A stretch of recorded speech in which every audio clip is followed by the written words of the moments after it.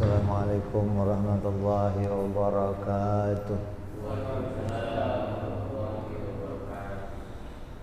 Al-Fatiha ila ruhi sayyidina wa habibina wa syafi'ina Rasulillah Sayyidina Muhammad ibn Abdullah sallallahu alaihi wa ala alihi wa ashabihi wa azwajihi wa dhurriyyatihi anna Allah ya'li darajatihim bil jannah wa yanfa'una bi asrarihim wa anwarihim wa ulumihim wa nafahadihim wa barakatihim bid dini wa dunya wal akhirah wa yaj'aluna min hizbihim wa yarzuquna mahabbatahum wa yatawaffana ala millatihim wa ya'shuruna bi zumratihim bil afiyatin wa salamati lahumul Fatihah.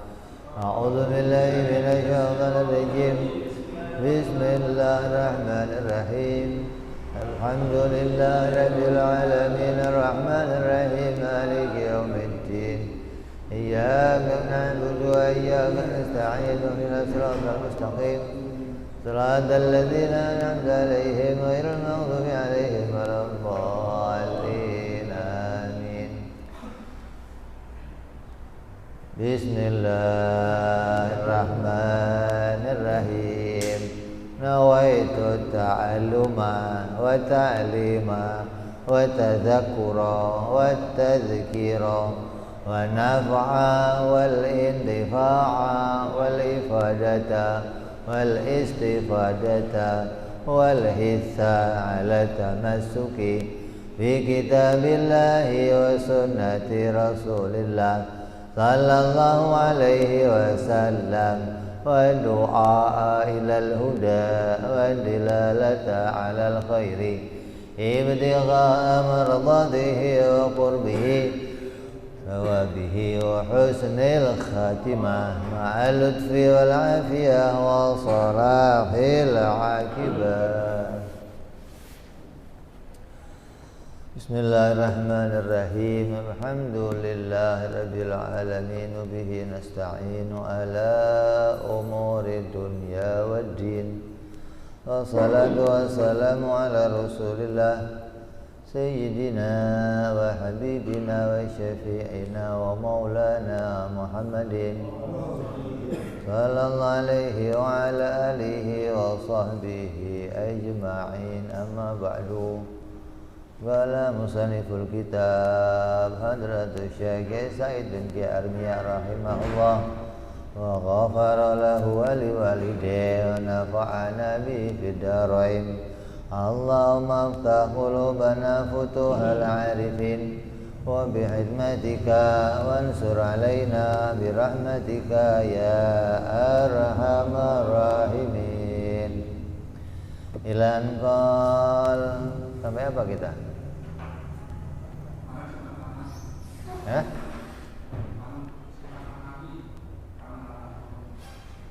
Sifat apa?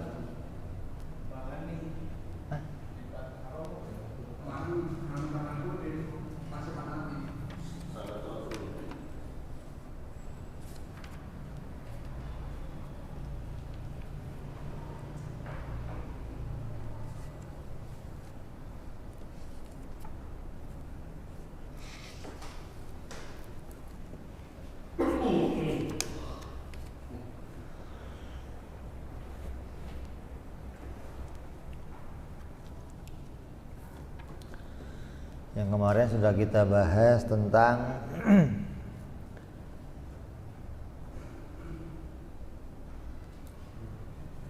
isinya Muhammad Rasulullah, cara memasukkan akidah yang 14 ke dalam maknanya Muhammadur Rasulullah, sehingga ketika kita sudah bisa ini, maka setiap kita mengucapkan kalimat syahadat kepada Rasul, maka makna yang 14 ini teringat dalam hati kita. Jadi setiap kita mengucapkan asyhadu anna Muhammadar Rasulullah, maka hati kita mengingat 14 akidah yang menjadi dasarnya kita beragama. Kalau yang lalu kan sudah kita bahas tentang bagaimana memasukkan 50 akidah ke dalam maknanya la ilaha illallah. Nah, kemarin kita bahas lagi tentang caranya memasukkan 14 akidah ke dalam maknanya Muhammadur Rasulullah, sehingga 2 kalimat syahadat itu berisi lengkap 64 akidah sebagaimana yang telah kita pelajari. Ini dari awal sampai akhir semua akidah yang sudah kita pelajari jumlahnya ada 64 akidah.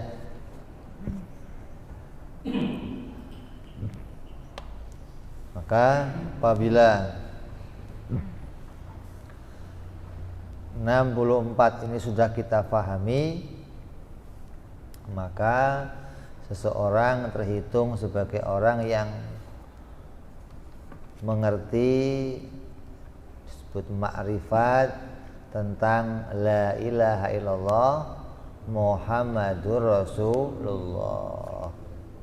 Ini ma'rifat tahap awal, ma'rifat yang menjadi tuntunan kita, yang tujuannya mengesahkan kita bagaimana kita mengenal isi dari setiap pokok-pokok dasar-dasar agama. Artinya setiap orang yang beragama maka harus punya dasar ini.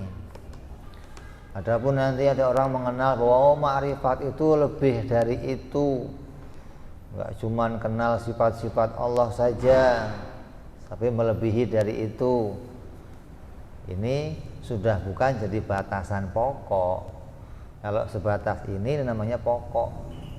Adapun nanti ada yang mau mengembangkan lagi, dia mau tambah mengenal sifat Allah, belajar lebih dalam sifat Allah, maka itu kewajiban seorang yang beriman, kewajiban seorang yang ingin bertambah kenal kepada Allah. Tapi secara dasar maka ini yang kita kenali dari sifat-sifat Allah. Artinya kalau ada orang ateis ateis itu tidak percaya adanya Tuhan, yang menganggap alam ini terjadi dengan sendirinya. Alam ini terjadi tanpa proses penciptaan dari Allah. Alam ini terjadi tanpa proses penciptaan dari Tuhan. Umpama kamu ketemu sama orang-orang ini, maka orang-orang ini tidak mengakui keberadaan Allah, tidak mengakui keberadaan Tuhan. Setelah kita ajak bicara, kita buktikan, kita ajukan dalil-dalil agar dia mengimani adanya Tuhan, kemudian dia iman. Oh, ternyata Tuhan itu ada.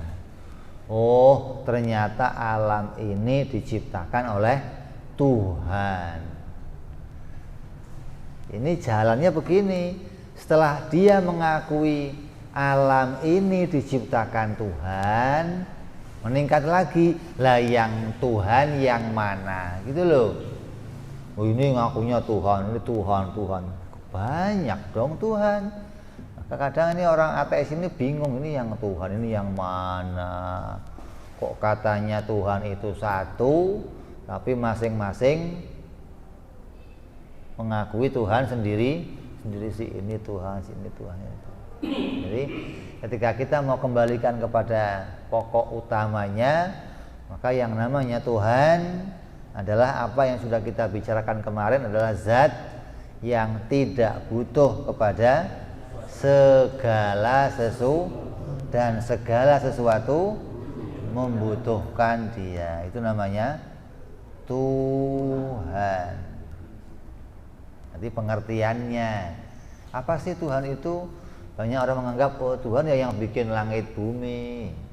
Tuhan itu apa sih? Oh Tuhan yang berhak untuk disembah. Maka ketika kita mau persempit lagi, yang bikin langit bumi yang seperti apa gitu loh. Yang bisa disembah yang seperti apa? Oh, yang bikin langit bumi, yang bisa disembah Sang Pencipta itu adalah yang mana dia tidak butuh segala sesuatu dan segala sesuatu membutuhkan dia, maka dialah yang berhak disembah, dialah Sang Pencipta gitu loh. Nah terus pengertian atau definisi itu memuat sifat-sifat apa? Oh, definisi itu memuat semua sifat yang sudah kita pelajari dari 50 sifat, 50 akidah, sehingga dengan definisi ini kita bisa menolak semua Tuhan-Tuhan yang dianggap oleh banyak orang. Itu kita tolak, itu semuanya bukan Tuhan. Kenapa? Karena tidak sesuai dengan definisi ketuhanan, nggak sesuai dengan takrifnya ketuhanan. Makanya kita kalau mau menilai sesuatu, mau bicara sesuatu, ya harus ada garis besarnya hingga nanti nggak ada perselisihan. Kalau nggak ada garis besar, garis pokoknya, ya nanti ada perselisihan. Yang ini pendapatnya begini, Tuhan harus begini, gede, tinggi, apa. Yang ini pendapatnya begini. Kalau masing-masing itu mempertahankan pendapatnya, itu namanya bukan pendapat, itu bukan argumentasi. Kalau argumentasi itu pendapat yang bisa dipertanggungjawabkan, namanya argumentasi. Pendapat yang dia bisa mengajak orang lain untuk bisa ikut sepaham dengan dia. Karena ketika dia mengajukan argumentasi disertai dengan dalil, disertai dengan bukti, maka orang yang menerima, orang yang mendapatkan, orang yang bisa menyaksikan argumentasi itu akan bisa melihat, oh ini benar, oh ini salah. Tinggal disesuaikan apa yang jadi pembuktiannya. Maka ini kita pelajari, ini sampainya kita hari ini kepada akhir dari pembahasan kitab yang sudah kita kaji selama 1 tahun ini. Yang kesimpulannya kita bisa menyimpulkan bahwa isinya dari 2 kalimat syahadat adalah 64 akidah atau 64 pokok keimanan. Kemudian faqad bana laka tadammana kalimatai syahadati ma'akillati hurufiha li jami'i ma yajibu ala mukallafin ma'rifatuhu min aqaidil iman fi haqqihi ta'ala wa fi haqqir rusul alaihimu salatu wassalam. Maka dalam pembicaraan ini sudah jelas bagi kita sungguhnya apa yang terkumpul di dalam maknanya 2 kalimat syahadat itu terkumpul 64 akidah. Maka dari itu 2 kalimat syahadat adalah tanda atau petunjuk adanya iman yang menetap di dalam hatinya seorang ahli dzikir dengan selalu mengucapkan 2 kalimat tersebut.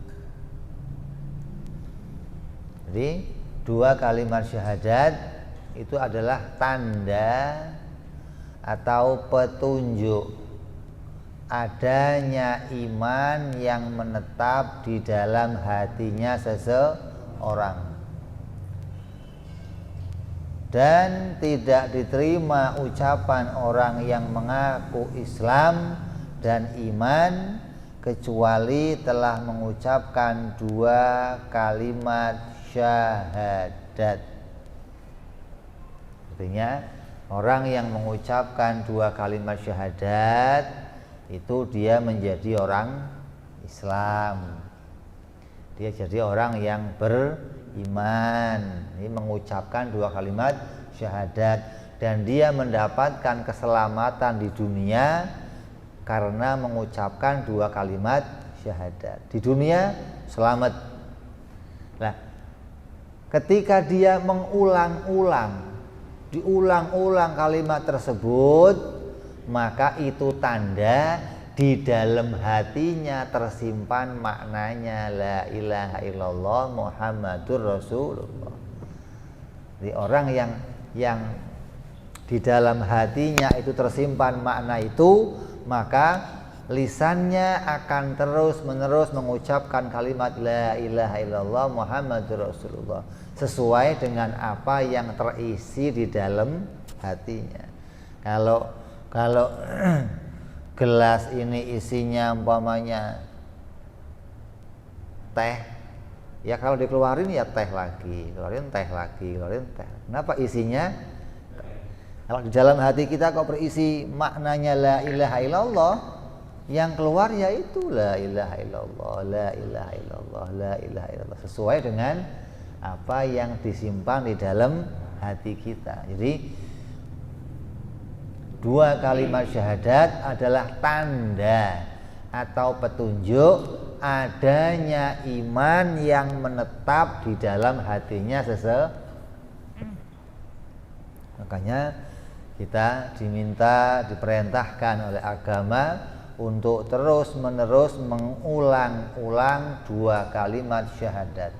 Kata Nabi SAW, jadidu imanakum bila ilaha illallah. Perbaharuilah iman kalian dengan mengulang-ulang kalimat la ilaha illallah. Kalau ibaratnya komputer itu direfresh, ya, refresh diapain? Disegarkan. Jadi kalau komputer itu sudah mulai lemot jalannya, biasanya orang komputer direfresh biar seger lagi, terus cepet lagi jalannya. Kalau HP diapain? Banting.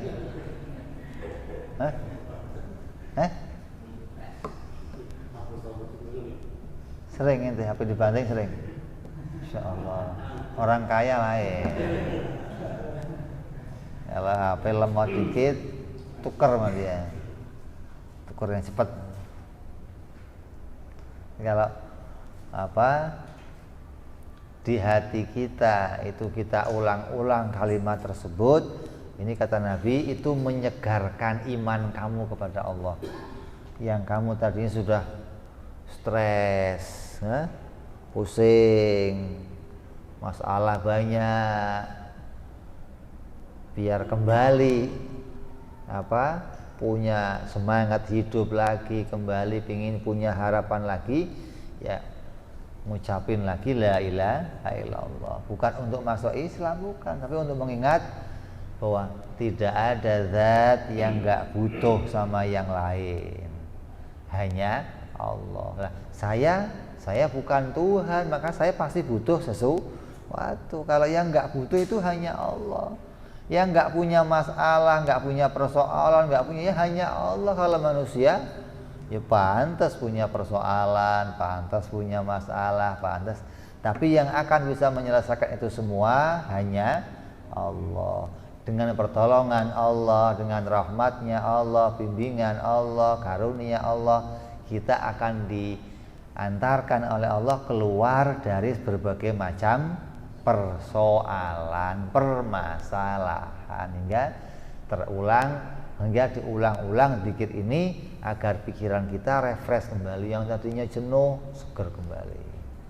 Kalau orang sekarang biasanya kalau pikirannya jenuh ngapain? Iya, refreshing ngapain? Keluar kota. Ada lagi yang musik.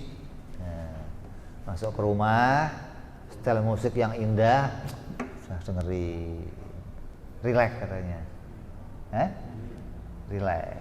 Ada lagi yang biar relax, satu sloki dikit, relax. Relax kan relax. Ada yang refreshing, ada yang dengerin musik, ada yang sloki. Ini cara masing-masing agar refresh, agar fresh. Nah, Nabi nggak begitu ngajarinya. Kata Nabi, jadidu imanakum bila ilaha illallah. Orang sejenuh apapun, sepusing apapun, sesemrawut apapun hatinya, ketika zikir la ilaha illallah, tenang dia. Kembali nyaman hatinya, kembali adem. Kenapa? Karena tempatnya bergantung hanya Allah. Ketika sudah ingat Allah, ya tenang. Tapi kalau tempat bergantungnya itu tempat bergantungnya selain Allah, maka yang ada hanya kebingungan. Ketika yang mau digantungi itu nggak ada, bingung. Umpamanya tempat bergantungnya itu bosnya mati, bingung dia. Tempat bergantungnya kok suaminya mati. Tempat bergantungnya anak-anaknya mati. Tempat bergantungnya mati, bingung dia. Tapi ketika dia bergantungnya hanya kepada Allah, ketika datang kesulitan dia mengingat Allah, maka itu akan meringankannya.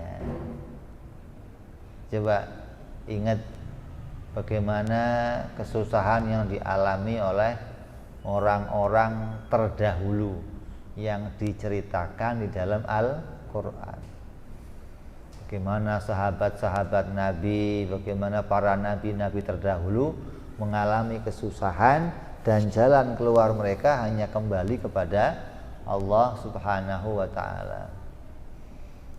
Sayyidina Bilal,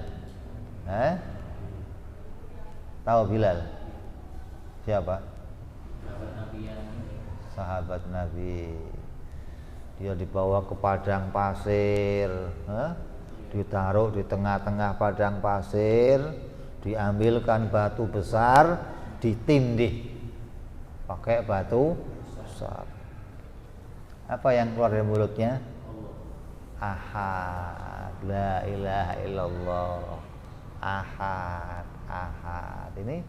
Ini membuat imannya kembali kokoh.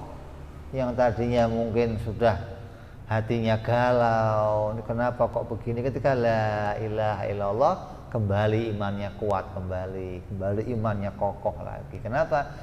Karena dia kembali kepada makna hakikat, makna dasar, bahwa saya ini makhluk dan saya diciptakan oleh Tuhan. Tuhan yang menciptakan saya, maka dialah tempat saya bergantung segala-galanya. Ketika zikir itu diucapkan, maka hatinya kembali berada dalam ketenangan. Nah, orang yang hatinya resah, kemudian mencari ketenangan dari selain Allah, ya ketenangannya sejenak saja. Ketika kamu refreshing, berangkat seger, cerah, pulang sumpek lagi, nanti refreshing lagi. Orang yang dengerin musik sampai jebol tipnya, ganti musik lagi, nggak cocok, ini tukar cocok, karena dianggap itu yang menghibur dia, itu membuat dia refresh, santai, relax gitu loh. Padahal ada yang diajarkan Nabi, caranya kamu mengulang-ulang zikir la ilaha illallah, maka hati itu akan kembali berada dalam ketenangan. Itu tanda, itu bagi orang yang di dalamnya berisi kalimat la ilaha illallah. Kalau enggak bagaimana? Ya enggak bisa. Biar kamu paksain suruh la ilaha illallah, enggak bisa tenang. Kamu suruh paksa dia zikir la ilaha illallah biar kamu santai, biar kamu hatinya adem, nggak bisa. Kenapa? Di dalamnya nggak ada isinya la ilaha illallah. Kalau coba bunyi la ilaha illallah, la ilaha illallah, kasih cepean di sini, ini tenang baru saya. Bukan zikirnya, bukan cepeannya itu tenang. Ini mah, masya Allah, adem hati saya. Di sininya gambarnya memang gambar merah, bukan terisi makrifat, bukan. Di sininya terisinya duit, yang datang duit ya tenang. Makanya orang itu sesuai dengan apa yang ada di dalam hatinya. Kalau di dalam hati kita bisa tersimpan 64 makna ini, maka ketika kita mengulang-ulang zikir kalimat la ilaha illallah, maka itu tandanya di dalam hati kita itu terikat, tertanam maknanya dua kalimat syahadat, hingga sewaktu-waktu kita mengucapkannya itu menjadi keadaan apa? Munculnya apa yang ada di dalam, ditampilkan. Makanya seringkali ada orang kalau dia melek, mulutnya diem. Begitu tidur ramai malah. Kalau dia melek, diem. Artinya tertahan loh. Kalau dia melek, ditahan untuk tidak mengeluarkan kalimat yang macam-macam. Begitu dia tidur merem, keluar semua Allah, la ilaha illallah, Allah. Kenapa? Di hatinya meledak-ledak penuh dengan semua kalimat itu. Ketika dia melek, ditahan untuk nggak keluar yang macam-macam. Zikirnya dalam hati, Allah, Allah, Allah. Nah, begitu merem, makanya banyak orang ketahuan walinya waktu tidur. Apa ngocehnya isinya zikir, takbir, tahlil, tahmid, ayat Quran, keluar waktu tidur. Begitu melek, diem, nggak ada suaranya. Tandanya apa? Di dalamnya berisi pengetahuan tentang Allah Subhanahu wa taala. Bukan sekali-kali itu, bukan, tapi terus. Kenapa? Itu menandakan. Maka di sini katakan orang yang mengulang-ulang. Baik mengulang-ulangnya waktu melek ataupun waktu merem. Kalau sudah itu menjadi hal yang kebiasaan dia mengulang-ulang, maka dijadikan alamat. Bukan pasti, bukan. Alamat. Karena kalau pasti orang yang mengulang-ulang kalimat ini di dalamnya ada la ilaha illallah. Kalau dipastikan, maka nanti orang akan ikut itu semua. Artinya asal kamu pegang tasbih, baca la ilaha illallah, dianggap ahli tauhid, ahli zikir. Ini hanya menjadi tanda, gitu loh. Lah, nanti bukti tandanya apa? Ya puncaknya di akhir kematian kita. Waktu mati itu bunyinya apa, gitu loh. Waktu mati bunyinya apa? Sama kayak kiai punya burung beo. Burung beonya itu pinter baca-baca ayat Quran, kulhu bisa, la ilaha illallah juga bisa. Ini burung disayang sama dia luar biasa. Suatu hari entah karena kelupaan, entah karena apa, tahu-tahu burungnya di kandang ditubruk kucing. Begitu ditubruk kucing, mati tanpa mengucapkan la ilaha illallah. Nangis dia, sedih dia. Semua murid-muridnya bertanya, Pak Kiai kenapa kok nangis seperti itu? Apa cuma gara-gara burung ini Pak Kiai nangis? Kalau cuma gara-gara burung Pak Kiai nangis, udah nanti saya beliin, saya cariin burung beo yang lebih pinter dari ini Pak Kiai. Enggak cuman bisa tahlil, enggak cuman bisa salawatan, bisa nasidariyah, bisa gambus segala. Tenang Pak Kiai, ntar saya cariin. Kata kiainya, bukan itu, saya enggak sedih gara-gara burung mati. Banyak kalau beli burung mah banyak. Tapi saya lagi mikirin, ini burung pinter ngucapin la ilaha illallah. Pinter. Tapi waktu mati nggak bisa ngucapin la ilaha. Itu yang saya pikirkan. Apa saya nanti kalau mati bisa mengucapkan la ilaha illallah? Padahal sama kayak burung ini, tiap waktu saya ngucapin la ilaha illallah. Inilah maksudnya. Jadi orang yang mengucapkan la ilaha illallah tiap waktu, harapannya apa? Di dalam hatinya berisi tentang iman, tentang ma'rifat, hingga sewaktu-waktu bisa keluar. Ada seseorang yang mati, maka malaikat memeriksa dia. Ini masuknya surga apa neraka. Ketika dikontrol sama malaikat, dilihat matanya, coba dicek ada kebaikan nggak di matanya, dicek belek doang adanya. Masuk ke hidung, isinya upil, kok nggak repot ente.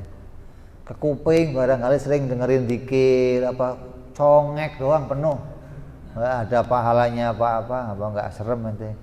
Terus dikontrol malaikat ke bawah, ke atas.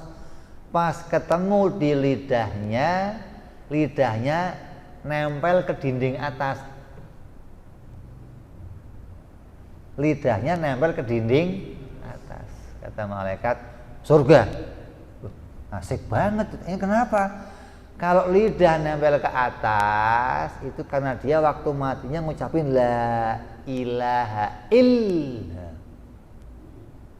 Mati. Artinya lisannya sedang berzikir, walaupun belum selesai zikirnya, tapi lisannya punya kebaikan, maka dia dimasukkan ke dalam surganya Allah Subhanahu wa taala. Kamu berhak masuk surganya Allah Subhanahu wa taala. Kenapa? Lidahnya selalu berzikir kepada Allah Subhanahu wa taala. Ini kiai tadi khawatir nggak bisa begitu loh.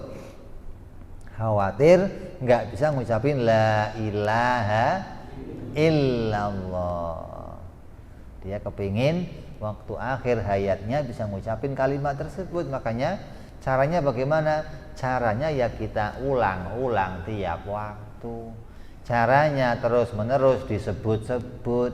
Caranya harus selalu mulutnya mengucapkan dan hatinya mengingat.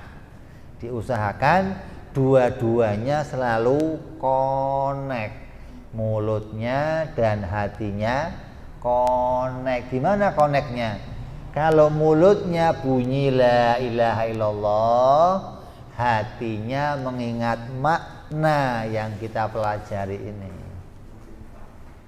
Kalau hatinya lagi mengingat, mulutnya langsung bunyi. Itu namanya dua-duanya langsung connect. Maka orang yang bisa connect seperti ini, tandanya di dalam hatinya penuh dengan ma'rifat kepada Allah Subhanahu wa ta'ala. Maka betapa bahagianya orang-orang yang pada akhir hayatnya bisa menyimpan makna-makna ini dalam hatinya.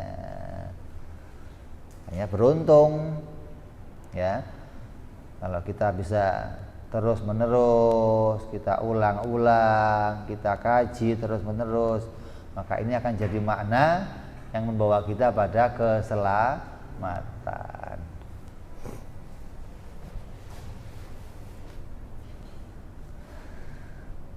Kemudian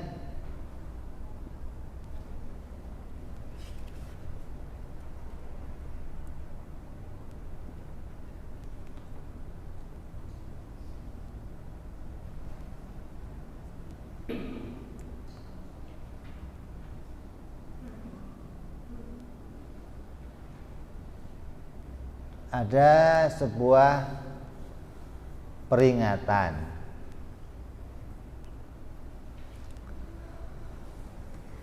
Menurut ulama bahwa hukumnya mengucapkan 2 kalimat syahadat itu ada 2 macam. Mengucapkan 2 kalimat syahadat ada 2 macam hukum. Yang pertama, apabila yang mengucapkannya itu orang kafir, artinya orang yang baru mau masuk agama Islam, maka mengucapkannya hukumnya wajib usul. Wajib usul itu maknanya wajib pokok, wajib inti, dan menjadi syarat sah Islam dan imannya. Apabila orang kafir yang mau masuk Islam tidak mau mengucapkan 2 kalimat syahadat, maka tidak sah Islamnya dan tidak sah imannya. Nah, iyalah orang kafir mau masuk Islam nggak pakai ngucapin 2 kalimat syahadat, nah bagaimana mau jadi orang Islam? Karena dia tidak punya ikrar, dia tidak punya pernyataan untuk menjadi orang Islam. Jadi mengucapkan 2 kalimat syahadat itu sama aja kayak apa? Deklarasi gitu loh. Sama kayak membuat sebuah deklarasi pernyataan. Saya bersaksi tidak ada Tuhan yang wajib disembah kecuali Allah, dan saya bersaksi Nabi Muhammad utusan Allah. Ini sebuah deklarasi namanya. Kalau orang kafir kok nggak mengucapkan ini, bagaimana? Tidak sah Islamnya dan imannya di dunia ini. Artinya dia nggak dianggap sebagai orang Islam, nggak dianggap sebagai orang yang beriman. Andai dia kok sholat, andai dia puasa, andai dia haji, maka semua itu dianggap tidak sah karena dia tidak memulai dengan mengucapkan 2 kalimat syahadat. Makanya kalau ada orang mau masuk Islam, ya didahulukan, disegerakan mengucapkan 2 kalimat syahadat, jangan dientar-entarin. Tar, ngaji dulu dong kamu, belum ngaji udah main syahadat aja. Jadi jangan dientar-entar, tapi langsung kita bantu dia untuk bisa langsung mengucapkan 2 kalimat syahadat. Tapi dituntun dengan cara yang benar. Artinya pertama pakai bahasa Arabnya, lalu baru dituntun sesuai dengan bahasa yang dia mengerti. Kalau pahamnya kok bahasa Inggris, ya setelah bahasa Arab pakai bahasa Inggris. Kok pahamnya pakai bahasa Jawa, ya kita tuntun pakai bahasa Jawa. Ini yang pertama. Hukum mengucapkannya adalah wajib usul. Yang tidak mengucapkan berarti masih dalam posisi kafir, tetap berposisi kafir karena tidak mengucapkan 2 kalimat ini. Terus yang kelompok kedua yaitu apabila yang mengucapkannya adalah asli orang Islam. Maksudnya anak keturunannya orang Islam dan dia biasa mengucapkannya dan juga telah mengerti maknanya, maka orang yang keadaannya seperti ini hukum mengucapkannya wajib furu'. Maksudnya wajib mengucapkan 2 kalimat syahadat sekali seumur hidup dengan niat mendatangi perintah yang wajib bagi Allah. Ini kalimat ini diambil dari madhabnya Imam Malik. Karena Imam As-Sanusi ini termasuk madhabnya Maliki. Maka dalam madhab Maliki itu setiap orang Islam, baik itu anaknya orang Islam yang dari kecil sudah jadi orang Islam, tetap wajib mengucapkan 2 kalimat syahadat. Ini madhabnya Imam Malik. Beda sama madhab Imam Syafi'i.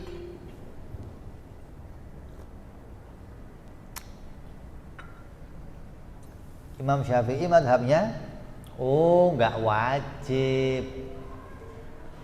Anaknya orang Islam itu enggak wajib mengucapkan 2 kalimat syahadat untuk masuk Islam. Jadi kalau di dalam madhab Syafi'i ini hukumnya bukan wajib tapi sunnah. Jadi kalau kamu kok punya anak sudah balik 15 tahun atau sudah balik usia 11 tahun, 13 tahun, maka panggil, dudukkan, ajak dia untuk mengucapkan 2 kalimat syahadat sekali seumur hidup, maka itu hukumnya sunnah menurut Imam Syafi'i. Kata Imam Malik hukumnya wajib gitu. Makanya anaknya orang Islam di madhab Maliki sejak kecil sudah belajar mengucapkan 2 kalimat syahadat. Karena bagi mereka ini hukumnya wajib, tapi wajibnya wajib furu'. Artinya apabila orang itu mengucapkan 2 kalimat syahadat tanpa niat mendatangi perintah yang diwajibkan oleh Allah, dianggap belum menjalankan perintah wajib. Apabila anaknya orang Islam mati dalam keadaan dia belum mengucapkan 2 kalimat syahadat sekali seumur hidup untuk mendatangi perintah Allah, maka dia mati dalam keadaan maksiat karena meninggalkan kewajiban furu'. Ini bedanya nih. Kalau usul kan kalau mati ninggalin wajib usul ya kafir. Tapi ini wajibnya wajib furu', sama kayak orang sholat. Anaknya orang Islam, dia balik, dia belum sempat sholat, mati. Kalau dia sudah iman kepada Allah, maka dia selamat masuk surganya Allah. Sejak kecil sudah diajarin iman. Ketika balik belum sempat sholat, mati, maka matinya membawa iman. Walaupun matinya nggak bawa sholat, karena belum sempat sholat, tapi dia mati bawa iman. Anak kecil yang kemudian meningkat menjadi balik 15 tahun, amal yang dia kerjakan apa? Yang pertama apa? Sholat. Kewajibannya adalah sholat. Rukun Islam pertama adalah sholat. Dalam sholat ya ada kewajiban mengerti Fatihah, ada kewajiban mengerti rukun-rukun fikih. Ini sudah kita ajarkan sebelum dia balik, agar dia waktu balik sudah langsung punya kesiapan untuk ibadah kepada Allah. Makanya apabila belum melakukan itu semua, dia meninggal, maka meninggalnya dalam keadaan maksiat, bukan kafir. Beda kalau yang ditinggalkan itu kewajiban usul, kewajiban pokok, maka ketika dia mati, matinya dalam keadaan kafir. Contohnya apa? Dia balik, dia besar, kemudian dia tidak mengimani hari akhir, dia nggak mengimani adanya malaikat, dia nggak mengimani adanya para nabi, maka Walaupun dia sudah sholat, dia mati, maka matinya dalam keadaan kafir. Kenapa? Meninggalkan pokok-pokok keimanan. Pokok keimanan itu namanya wajib usul, wajib pokok, nggak boleh ditinggalkan. Beda sama wajib furu, sholat, puasa, haji, zakat. Apabila masih menganggap ini kewajiban tapi dia lalai dalam mengerjakannya, maka tidak sampai pada kekafiran. Jadi mengucapkan 2 kalimat syahadat hukumnya ada 2. Ada wajib usul, yaitu bagi orang kafir yang mau masuk Islam. Yang kedua wajib furu, bagi anaknya orang Islam yang mau masuk Islam. Ini menurut pendapat Imam Malik, sesuai dengan madhabnya Imam As-Sanusi. Loh, kita kan madhabnya Syafi'i, Beb. Kenapa kok baca kitabnya kitab Maliki? Kenapa nggak kita baca kitab Sanusi sendiri aja, kitab apa? Syafi'iyah. Emang nggak ada Beb Syafi'iyah? Ada. Kenapa kok bacanya Malikiyah? Dalam akidah semua madhab sama keimanannya. Nggak ada perbedaan di dalam keimanan. Mau Maliki, mau Hanafi, mau Hambali, mau Syafi'i, semuanya pasti mengikuti pahamnya Imam Abu Hasan Al-Asy'ari. Ini semuanya begitu. Jadi satu akidah, satu pokok. Makanya kita mau baca kitab akidahnya Imam Hambali boleh, mau baca kitab akidahnya Imam Abu Hanifah boleh. Apa diantaranya? Imam Abu Hanifah nulis kitab namanya Fiqhul Akbar, yang isinya masalah tauhid, masalah yang penting-penting. Ada Imam Malik, Imam Syafi'i, juga ada Imam Abu Hanifah, yang kesemuanya pasti mengikuti akidah yang 50, memperkenalkan mana yang wajib bagi Allah, mana yang mustahil bagi Allah, dan mana yang jaiz bagi Allah. Apabila mati seseorang, maka mati dalam keadaan maksiat karena meninggalkan kewajiban furu'. Adapun urusan sahnya iman itu adalah bifadlillah wa birahmatillah. Artinya ketika kita sudah ngaji ini, sudah belajar akidah, sudah ngucapin 2 kalimat syahadat, sudah zikir tiap waktu la ilaha illallah, maka apa iman saya pasti diterima oleh Allah. Oh, itu urusan rahmatnya Allah. Jadi kalau Allah merahmati kita, Allah memberikan kita anugerah, maka Allah akan menjadikan iman kita diterima dan dimasukkan ke dalam surganya Allah Subhanahu wa ta'ala. Sebagaimana sabda Nabi SAW, bahwa kata Nabi, tidak ada satupun di antara kalian yang akan masuk surga karena amal perbuatan kalian. Kamu beramal apa saja, maka tidak mungkin kamu masuk surga karena amal kamu. Tapi masuknya kita ke surga karena anugerah Allah, pertolongan Allah. Maka ketika Nabi menyampaikan hadis tersebut, sahabat nanya, kalau kami nggak bisa masuk surga karena amal kami ya Rasulullah, kalau engkau gimana ya Rasulullah? Sahabat nanya masalah Nabi. Kata Rasulullah apa? Walaupun saya juga begitu, saya nggak masuk surga karena amal saya. Tapi apabila Allah menghendaki, maka Allah melimpahkan rahmatnya kepadaku. Allah melimpahkan karunia-Nya kepadaku hingga aku dipenuhi dengan kebaikan dan dimasukkan surganya Allah Subhanahu wa ta'ala. Ini maksudnya kita hanya berharap masuknya kita ke surga karena anugerahnya Allah Subhanahu wa taala, ya. Maka ini hukumnya apa?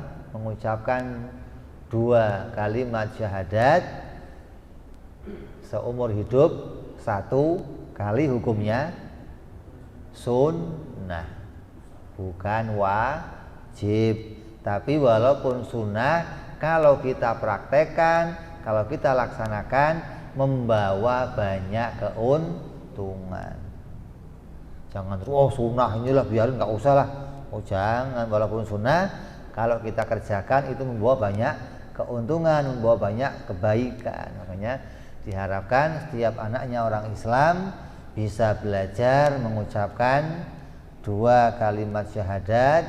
Maka sepatutnya bagi para guru yang mengajarkan murid-muridnya itu diajarkan kepada mereka caranya mengucapkan 2 kalimat syahadat disertai niat mendatangi perintah Allah Subhanahu wa taala. Ini diajarkan oleh madhab Imam Malik. Mudah-mudahan kita akan sambung nanti yang akan datang. Kita akan ajarkan satu persatu apa yang menjadi tata cara kita mengucapkan 2 kalimat syahadat untuk masuk agama Islam. Wallahu a'lam bishawab. Wa ila hadratin Nabi. Al-Fatihah. A'udzu billahi minasyaitonir rajim. Bismillahirrahmanirrahim. Alhamdulillahirabbil alamin arrahmanir rahim maliki yaumiddin. Iyyaka na'budu wa iyyaka nasta'in. Ihdinas siratal mustaqim. صراط الذين أنعمت عليهم غير المغضوب عليهم ولا الضالين آمين يا ربنا تربنا